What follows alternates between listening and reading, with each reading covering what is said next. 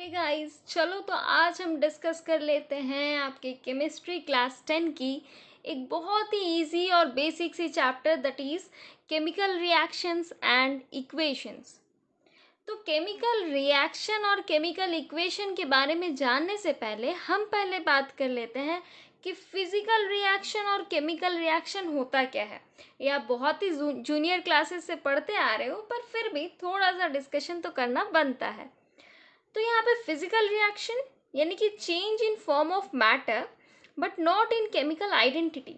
मतलब physical reaction के case में क्या होता है ना स्टूडेंट्स, कि मैटर के फॉर्म में चेंज होता है।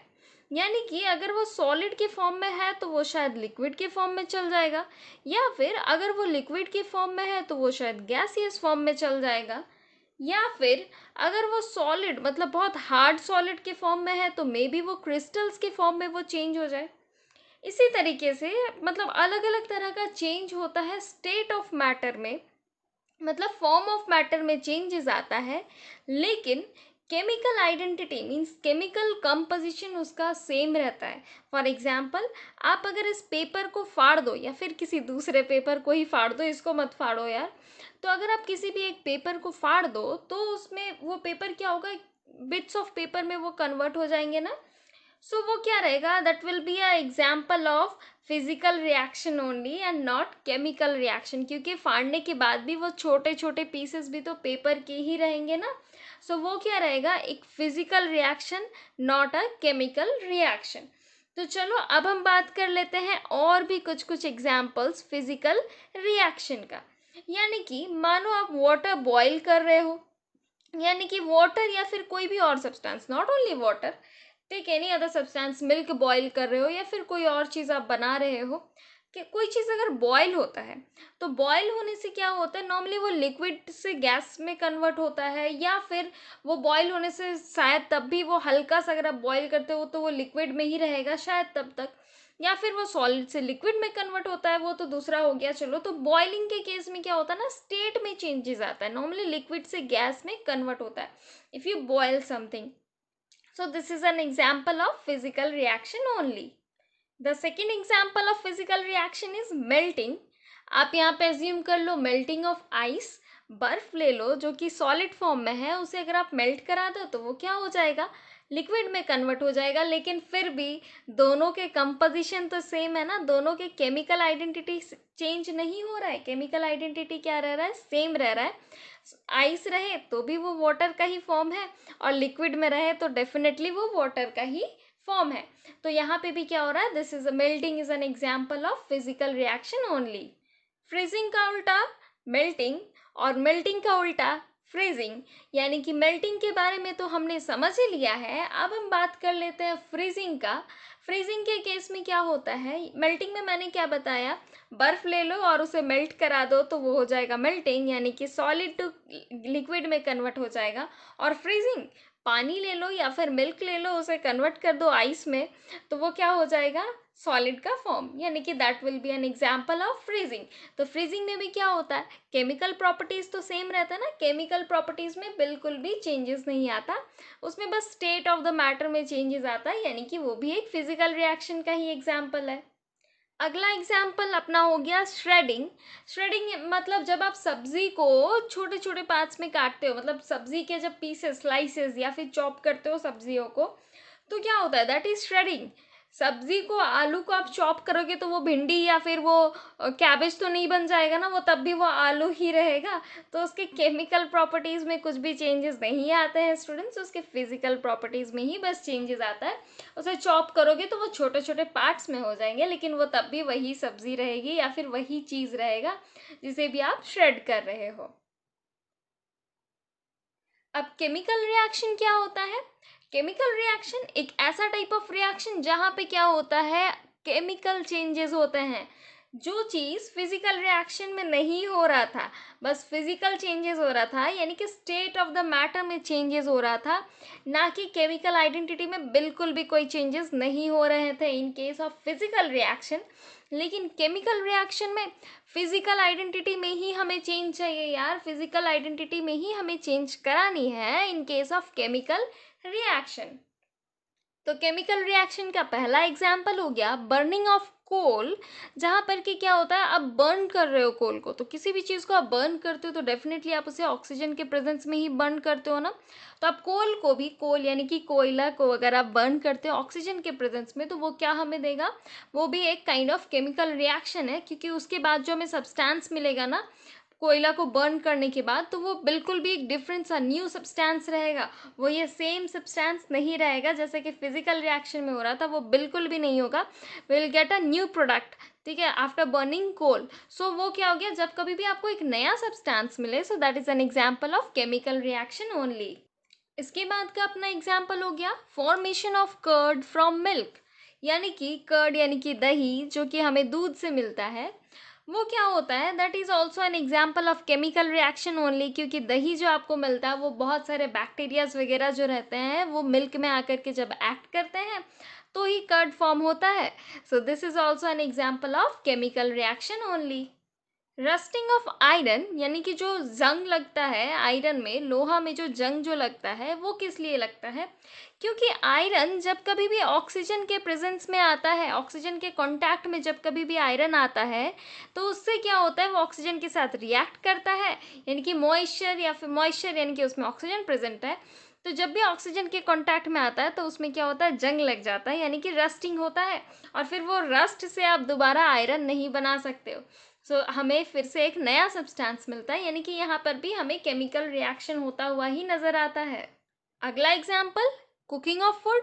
कुकिंग ऑफ फूड मतलब जब भी आप खाना पकाते हो, जब भी आप सब्जियों को जब आप काटते हो, काटने के बाद आप जब सब्जी पूरा बना चुके हो, उसके बाद आप क्या फिर से आप वही सब्जी को फिर से वो दोबारा आपको मिल सकता है क्या, मतलब पका पकाया सब्जी को आप चाहते हो कि नहीं मुझे इनिशियल वाला वही सब्जी चाहिए यार, आज का सब्जी अच्छा नहीं बना है तो मुझे फिर से वही आलू मुझे दे दो जो था पहले से, सब्जी क्यों फालतू का बेकार किया मम्मी आपने, वही सब्जी मुझे दे दो, ऐसा तो नहीं होता ना। जो एक बार जो सब्जी बन गया सो बन गया, यानी कि केमिकल रिएक्शन यहाँ पर भी काम कर गया। अगला एग्जाम्पल, डाइजेशन ऑफ फूड।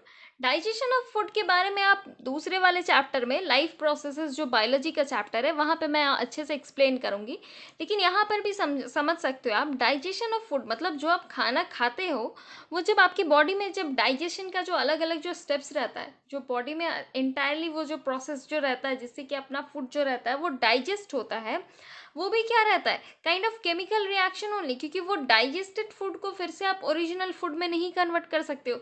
एक रोटी जो कि आप चबा करके ऑलरेडी खा चुके हो, उसे आप फिर से कन्वर्ट नहीं कर सकते हो रोटी में, वही ओरिजिनल रोटी में।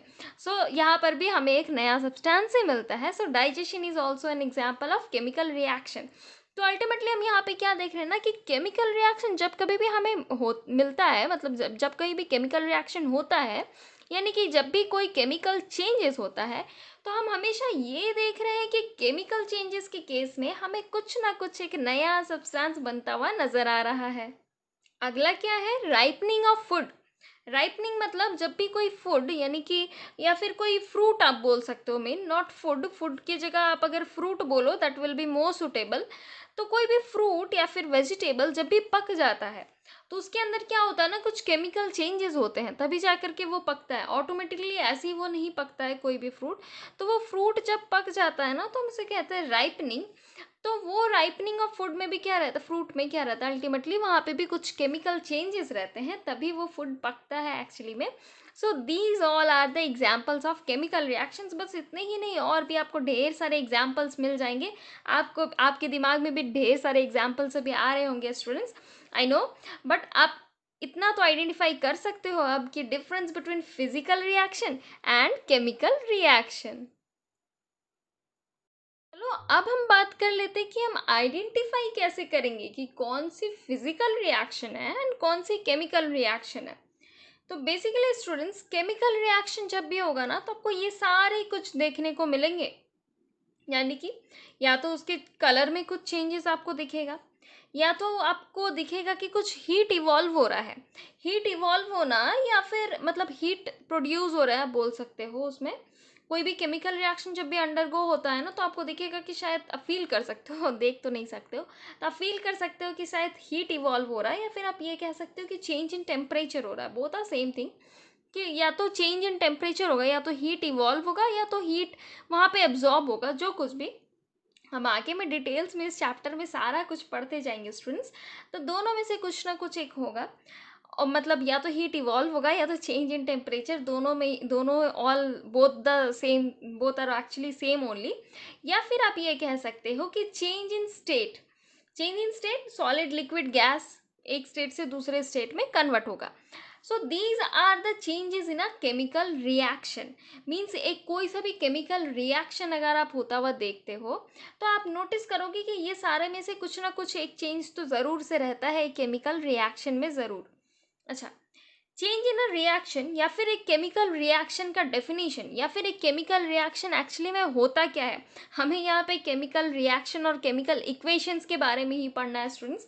तो पहले तो हम ये जान लें कि केमिकल रिएक्शन का डेफिनेशन क्या है या फिर किस चीज़ को हम केमिकल रिएक्शन कहते हैं, ऐसा क्या है केमिकल रिएक्शन।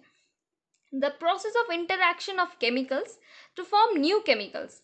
मीन्स जब काफ़ी सारे केमिकल्स एक साथ इंटरैक्ट करके, नॉट ओनली वन केमिकल, काफ़ी सारे केमिकल्स जब एक साथ इंटरैक्ट करते हैं, एक साथ जब वो इंटरैक्ट करते हैं और जब उससे कोई हमें नया सब्सटेंस, जो मैं बता रही थी, यानी कि जब आपको कोई उससे कोई एक नया केमिकल मिलता है तो हम उसे कहते हैं कि वो क्या हो रहा है, एक केमिकल रिएक्शन हो रहा है। अब अगर आप पेपर को फाड़ दिए और बोले कि मैम यहाँ पे ये तो केमिकल रिएक्शन हो रहा है, जी नहीं स्टूडेंट्स, आप पेपर को फाड़ दिए, वो पेपर टाइनी टाइनी बिट्स में कन्वर्ट हो गया, छोटे छोटे पीसेस में वो कन्वर्ट हो गया वो पेपर आपका। लेकिन वो पेपर तो अब भी पेपर ही है ना, वो पेपर प्लास्टिक तो नहीं बन गया अगर आप उसे फाड़ दिए तो वो क्या है, वो एक फिजिकल चेंज है। बल्कि अगर आप कोई और जैसे कि कर्ड बनाना मिल्क से, that is an example of chemical reaction. यानी कि केमिकल रिएक्शन के केस में हमें न्यू केमिकल्स मिलते हैं, वही पुराना वाला नहीं। अच्छा, केमिकल रिएक्शंस का यहाँ पे भी कुछ कुछ एग्जांपल्स हमें दिया गया है, जैसे कि hydrogen reacts with oxygen to form water. अच्छा, मैंने यहाँ पे आपको बताया ना that the process of interaction of chemicals means दो या फिर दो से ज़्यादा केमिकल्स एक साथ जब इंटरैक्ट करते हैं और हमें कुछ नया सब्सटेंस मिलता है, तो दो या फिर दो से ज़्यादा सब्सटेंस को तो इंटरैक्ट करना है ना। तो यहाँ पे देखो हाइड्रोजन और ऑक्सीजन दोनों ही इंटरैक्ट करता है एक दूसरे के साथ और हमें क्या मिल जाता है, वाटर। हाइड्रोजन और ऑक्सीजन एक दूसरे के साथ इंटरैक्ट करता है, ओ नहीं होगा, O2 होगा, सॉरी ऑक्सीजन है। ये दोनों ही एक दूसरे के साथ इंटरैक्ट करते हैं और हमें क्या मिल जाता है, वाटर। ठीक है, so this is an example of, actually हमें एक नया केमिकल मिल रहा है ना, वाटर, एक नया सब्सटेंस हमें मिल रहा है। और हाइड्रोजन और ऑक्सीजन दो अलग अलग सब्सटेंस थे, तो ये क्या हो गया, एक केमिकल रिएक्शन फॉर्म होता हुआ हमने यहाँ पे देखा। नेक्स्ट एग्जाम्पल, मैग्नीशियम Mg, जैसे कि हम डिनोट करते हैं Mg से, रिएक्ट्स विद ऑक्सीजन यानी कि again O2 to form magnesium oxide, जिसे कि आप डिनोट करोगे MgO से।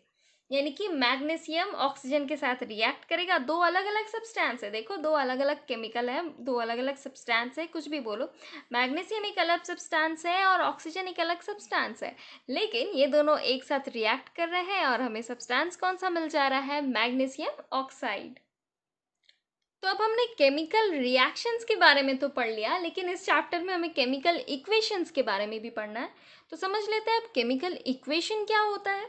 क्या बताया गया है, सिंबलिक या फिर mathematical representation of a chemical reaction that involve the use of फॉर्मूले एंड सिंबल्स, उसे ही हम कहते हैं केमिकल इक्वेशन। अब इसको हम आपको ईजी भाषा में समझाते हैं कि बताया क्या गया है।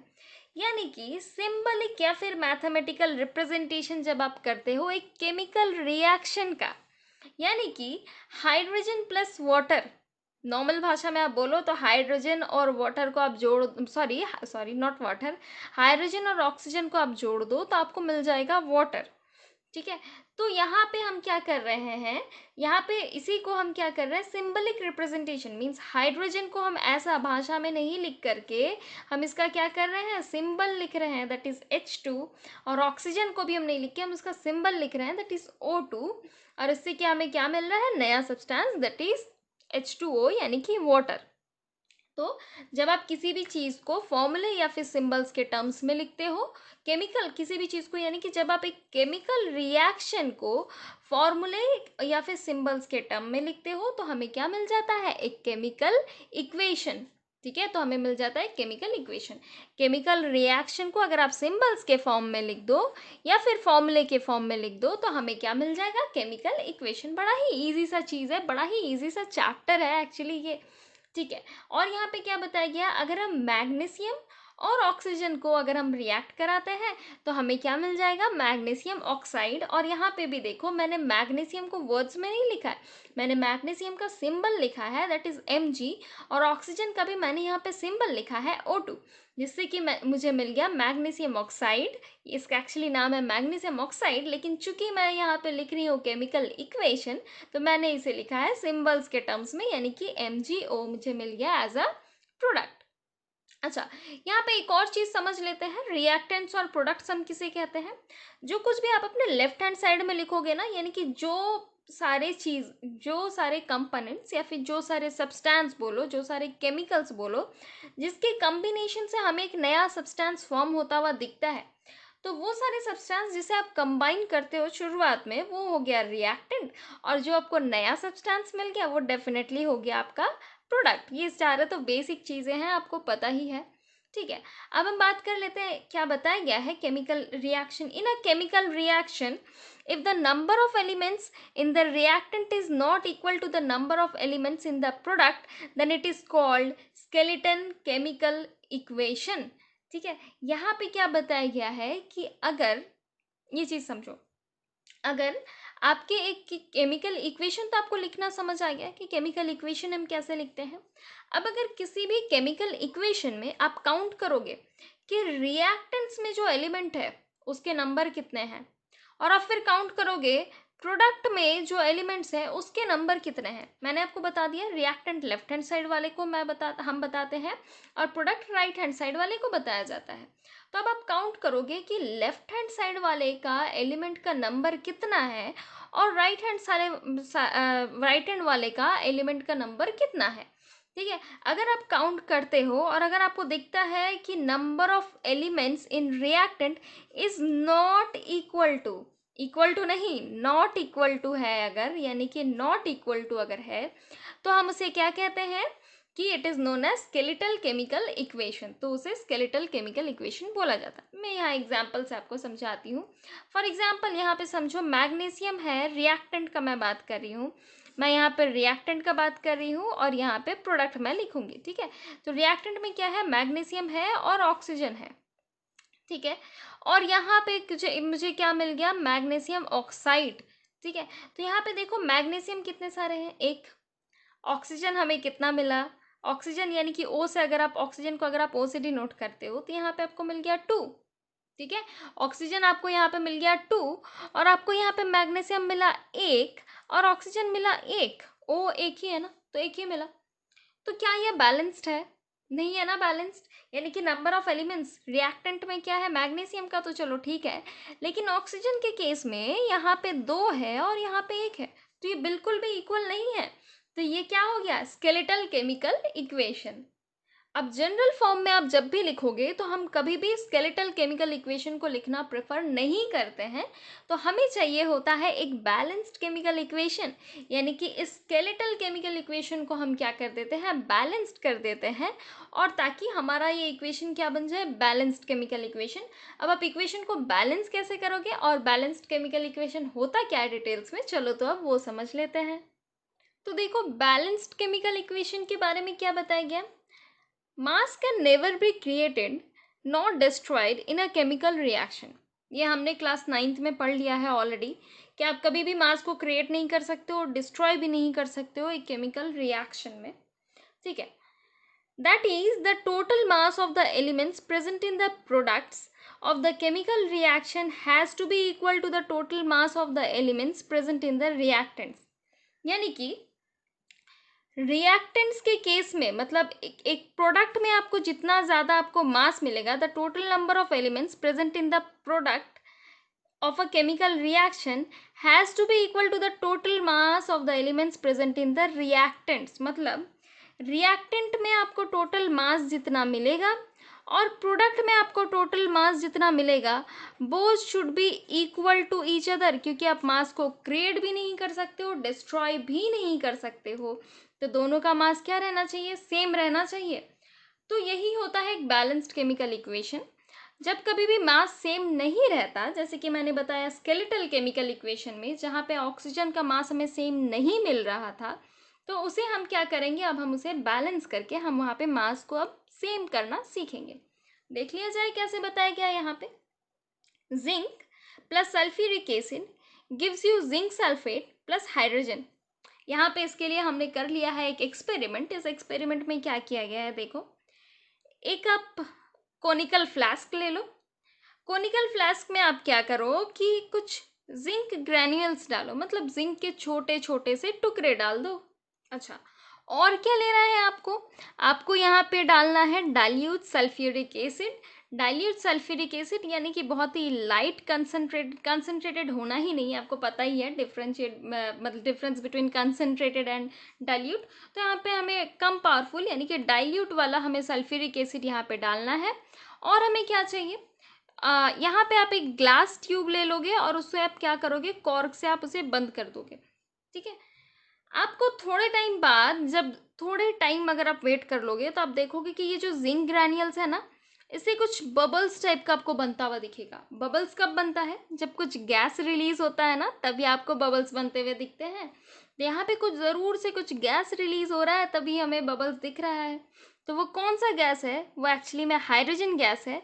हाइड्रोजन गैस है, वो आप सेलेक्ट चूज़ कैसे करोगे, यहाँ पे मैंने ले लिया है एक, यहाँ से एक, मान लो ये टेस्ट ट्यूब है, या फिर मान लो एक यहाँ से एक पाइप है, समझ लो, टेस्ट ट्यूब मत लो, पाइप ही ले लो, समझ लो ये एक पाइप है।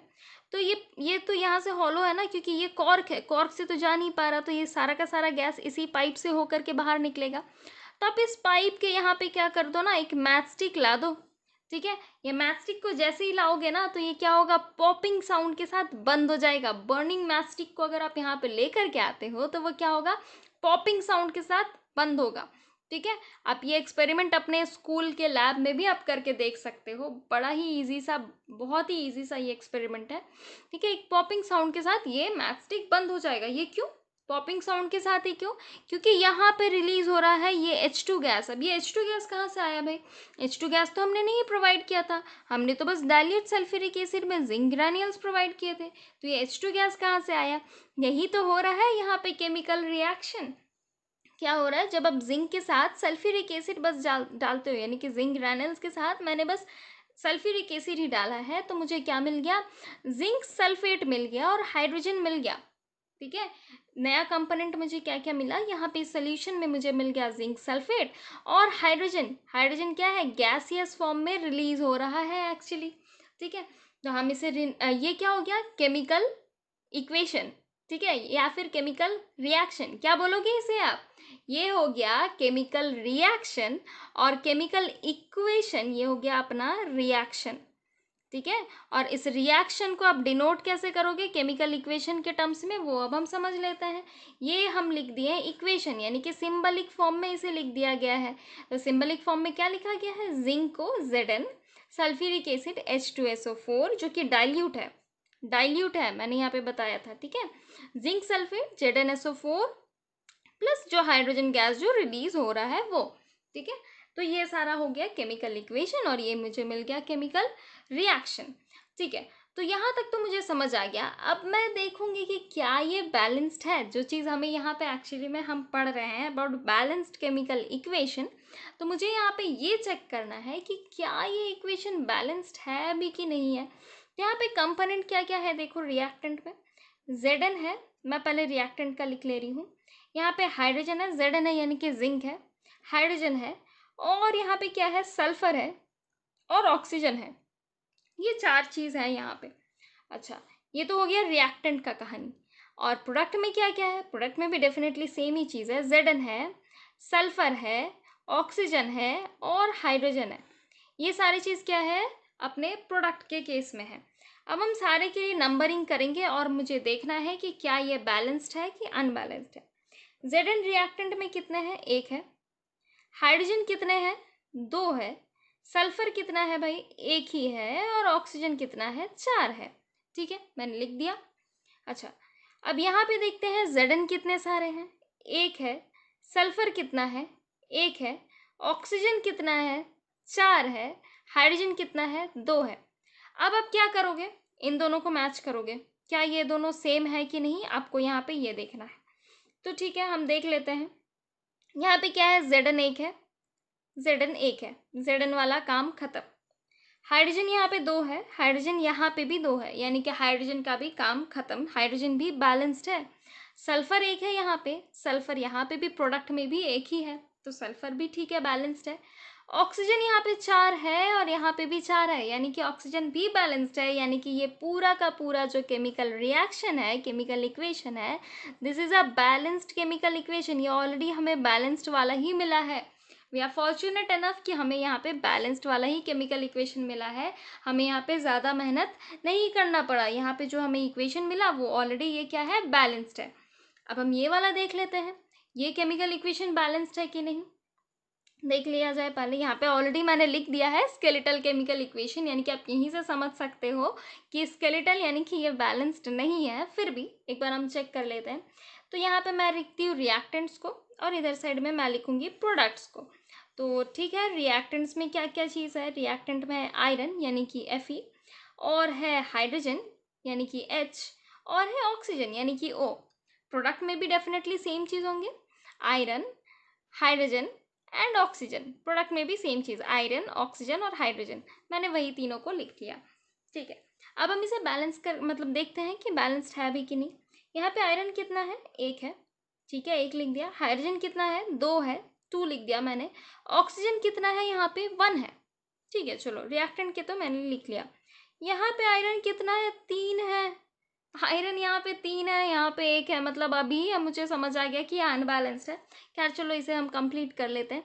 हाइड्रोजन यहाँ पे कितना है, 2 है, यानी कि हाइड्रोजन तो हमें बैलेंस नज़र आता हुआ ही दिख रहा है। ऑक्सीजन यहाँ पे 4 है, यानी कि ऑक्सीजन भी क्या है, अनबैलेंस्ड है, यानी कि ये बैलेंस्ड केमिकल इक्वेशन नहीं है, ये क्या है, एक स्केलेटल केमिकल इक्वेशन, जैसा कि मैंने यहाँ पे लिखा है। तो अब हमें करना क्या है, अब हमें इसे बैलेंस करना है।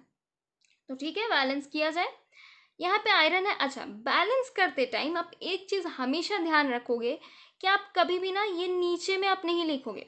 आप स्केलेटल केमिकल इक्वेशन में आप जब भी बैलेंस करोगे तो आप हमेशा ये एलिमेंट्स के फ्रंट में लिखोगे, ठीक है, यहाँ पे लिखा जाता है, ठीक है। कभी भी आप यहाँ नीचे में यहाँ पे नहीं लिखोगे। वो स्केलेटल केमिकल इक्वेशन लिखते टाइम आप यहाँ पे लिख सकते हो, लेकिन जब आप बैलेंस करोगे तो आपको हमेशा फ्रंट में ही लिखना रहता है। ये चीज़ हमेशा अपने दिमाग में रखना है स्टूडेंट्स, ठीक है। चलो हम इसे बैलेंस करना शुरू करते हैं। यहाँ पे क्या है, आयरन 1 है, यहाँ पे आयरन 3 है प्रोडक्ट के केस में, यानी कि हमें रिएक्टेंट के केस में आयरन का नंबर बढ़ाना होगा। कैसे बढ़ाया जाए भाई, यहाँ लिख देते हैं 3। डेफिनेटली यहाँ पे तो 3 लिखना अलाउड नहीं है ना, स्केलेटल नहीं कर रहे हैं हम, बैलेंस्ड कर रहे हैं, तो यहाँ पे लिख दिए 3Fe। अभी आयरन का नंबर हो गया 3, अभी आयरन का नंबर 1 था, आयरन का नंबर हो गया 3। तो चलो आयरन अब हमें बैलेंस्ड दिख रहा है। अब हम क्या करते हैं, अब हम देखा जाए अब अगला अनबैलेंस्ड कंपोनेंट कौन सा है। हाइड्रोजन तो बैलेंस्ड ही नज़र आ रहा है, लेकिन ऑक्सीजन अब अनबैलेंस्ड है।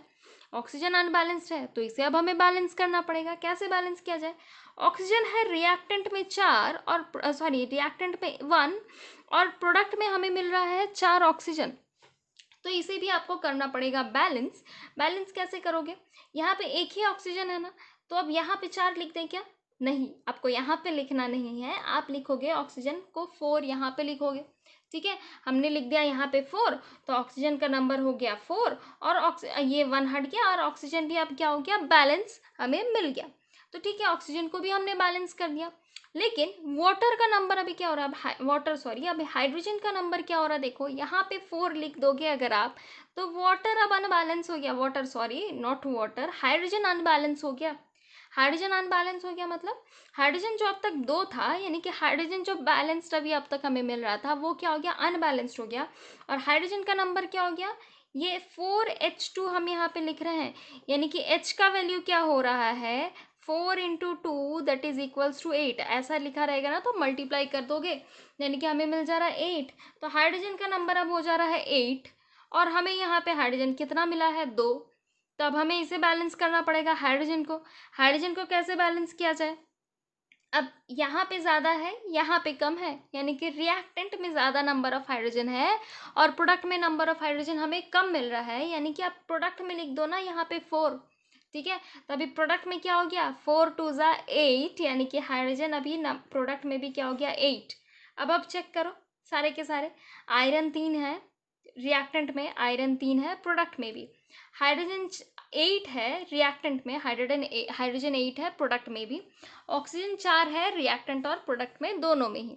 तो ये बन गया अब अपना बैलेंस्ड केमिकल इक्वेशन। अब ये जो स्केलेटन था अब हमने उसे बैलेंस्ड बना दिया, यानी कि ये बन गया balanced chemical equation. Is it clear? Sometimes the reaction conditions such as temperature, pressure, catalyst, etc. ठीक है, ये सारा की वजह से क्या होता है कि रिएक्शन का प्रोसेस को हम लोग क्या कर देते हैं, बहुत फास्ट कर देते हैं, या तो कभी कभी हम स्लो भी कर देते हैं। नॉर्मली कैटलिस्ट को हम क्या करते हैं, प्रोसेस को फास्ट ही किया जाता है, स्लो करने के इंटेंशन से कभी भी नहीं किया जाता है normally in general cases, but आप इसे स्लो भी कर सकते हो by the same technique only. तो कभी कभी क्या होता है रिएक्शन में हम क्या करते हैं, नॉर्मली तो अब तक हमने देखा कि हम क्या करते हैं, रिएक्टेंट्स को इधर में लिखते हैं प्लस साइन के साथ, फिर हम एक एरो लगाते हैं और इधर में हम लिख देते हैं प्रोडक्ट को। लेकिन अब आपको ये समझ लेना है कि कभी कभी कुछ कुछ कंडीशंस जैसे कि टेम्परेचर हो गया, प्रेशर हो गया, या फिर कोई नया कैटलिस्ट आप ऐड कर रहे हो, तो उसे आप क्या करोगे, एरो के ऊपर लिख दोगे। यानी कि ये चीज़ का एक्चुअली काम क्या रहता है पता है, ये क्या करता है, आपके रिएक्शन को और ज़्यादा, रिएक्शन का स्पीड बढ़ा देता है, रिएक्शन को और ज़्यादा फास्ट कर देता है, ये सारे चीज़। ठीक है, तो यहाँ पे ये सारे जो कंडीशंस जो रहते हैं रिएक्शन के, ठीक है, इसे हम क्या करते हैं, नॉर्मली एरो के ऊपर लिखते हैं। रिएक्टेंट्स में तो चलो हम सारे के सारे रिएक्टेंट्स को लिखते हैं विथ प्लस साइन, और प्रोडक्ट में हम सारे के सारे जितने भी प्रोडक्ट्स हमें एज अ आउटपुट मिलेंगे वो सारे को लिखेंगे ही। साथ ही साथ आपको यहाँ पे एक और चीज़ ध्यान देना कि ये G, L या फिर AQ, ये सारा कुछ हम लिख रहे हैं, ये सारा का मतलब क्या है, G फॉर गैस, यानी कि कार्बन मोनोऑक्साइड यहाँ पे गैसियस फॉर्म में है, हाइड्रोजन यहाँ पे गैसियस फॉर्म में है, और CH3OH जो है ये भी क्या है, यहाँ पे लिक्विड फॉर्म में है। ठीक है, तो ये सारे चीज़ों को हम क्या करते हैं, इसी तरीके से लिखते हैं, यानी कि स्टेट क्या है वो हम इस तरीके से मेंशन कर देते हैं। और जो भी स्पेशली जो कंडीशंस जो रहता है रिएक्शन का, उसे हम क्या करते हैं, यहाँ पे एरो के ऊपर में ही लिखा जाता है, उसको ना रिएक्टेंट में ना प्रोडक्ट में, उसे हम एरो के ऊपर ही डालते हैं। तो यहाँ पे कैसे लिखा गया देखो, carbon monoxide G gaseous form में है, प्लस उसके साथ आप अगर हाइड्रोजन को गैसियस फॉर्म में डालते हो, कितना ज़्यादा, कंडीशन क्या है यहाँ पे, 240 एटमॉस्फेरिक प्रेशर यहाँ पे डाला जा रहा है, तो हमें CH3OH मिल जा रहा है लिक्विड के फॉर्म में। नेक्स्ट क्या लिया गया है, कार्बन डाइऑक्साइड एक्वस फॉर्म में लिया गया है, वाटर लिया गया है लिक्विड के फॉर्म में डेफिनेटली। यहाँ पे सनलाइट और क्लोरोफिल के प्रेजेंस में क्या होता है, ग्लूकोज बनता है, ऑक्सीजन रिलीज होता है, और हाइड्रोजन वाटर, मतलब हाइड्रोजन वाटर यानी कि ये H2O, यानी कि ये हमें क्या मिल जाता है, वाटर मिल जाता है। ठीक है, सो ये क्या हो गया, ये फोटोसिंथेसिस का प्रोसेस है स्टूडेंट्स। अगर आप ध्यान से देखोगे तो ये क्या है, फोटोसिंथेसिस का ही, रिएक्शन का ही ये इक्वेशन है, केमिकल इक्वेशन है, कि जहाँ पे हम कार्बन डाइऑक्साइड प्रोवाइड करते हैं, वाटर प्रोवाइड करते हैं प्लांट को, लेकिन क्या क्या कंडीशन प्लांट को चाहिए होता है, सनलाइट चाहिए होता है और क्लोरोफिल चाहिए होता है। यही दोनों के प्रेजेंस में ही तो प्लांट फंक्शन करता है ना, प्लांट फंक्शन करता है मतलब फूड बनाता है, फोटोसिंथेसिस का प्रोसेस अंडरगो करता है। जो फूड बनाता है उसे हम कहते हैं ग्लूकोज C6H12O6, जो कि एक्वस फॉर्म में रहता है, और ऑक्सीजन गैस रिलीज करता है और वाटर रिलीज वो करता है। बस इतना ही नहीं, ये तो हमने समझ लिया कि कुछ भी रिएक्शन के कंडीशंस को हम लिखते हैं कुछ एरो के ऊपर, ये तो हमने समझ लिया, जिसमें कि टेम्परेचर हो सकता है, प्रेशर हो सकता है, कोई अलग से कैटलिस्ट हो सकता है, हीट आप लिख सकते हो, ये सारे कुछ हम लिख सकते हैं। इतना ही नहीं, अब इस चैप्टर में हमें तरह तरह के केमिकल रिएक्शंस के बारे में भी बात करना है। तो केमिकल रिएक्शंस किस किस तरह के होते हैं, combination reaction, decomposition reaction, displacement reaction, double displacement reaction, precipitation reaction, oxidation and reduction reaction, exothermic reaction. ये सारे रिएक्शंस के बारे में हम डिटेल्स में पढ़ेंगे स्टूडेंट्स, लेकिन हम इसे धीरे धीरे 1 बाय 1 हम इसे पढ़ेंगे, क्योंकि एग्जाम में ये सारे कुछ बहुत ज़्यादा मार्क्स कैरी करते हैं और ये बहुत ही ज़्यादा ईजी भी हैं। तो अगर आपको हमारी ये वीडियो अच्छी लगी हो तो इसे लाइक करना, हमारे चैनल को सब्सक्राइब करना और शेयर ज़रूर करना।